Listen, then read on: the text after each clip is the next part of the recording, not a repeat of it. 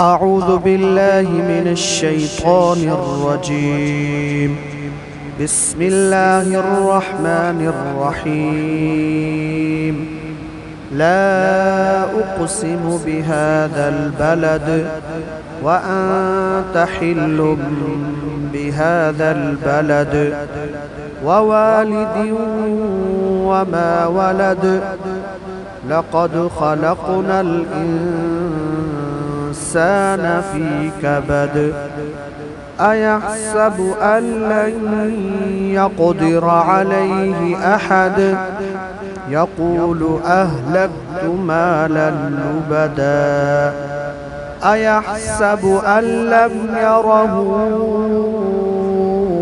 أحد ألم نجعل له عينين ولسانا وشفتين وهديناه النجدين فلاقتحم العقبة وما أدراك ما العقبة فك رقبة أو إطعام في يوم ذي مسغبة يتيما ذا مقربة أو مسكينا ذا متربة ثم كان من الذين آمنوا وتواصوا بالصبر وتواصوا بالمرحمة أولئك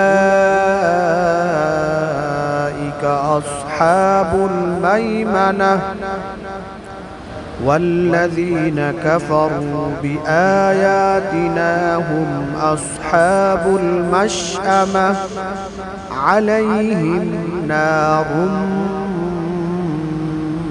مؤصدة.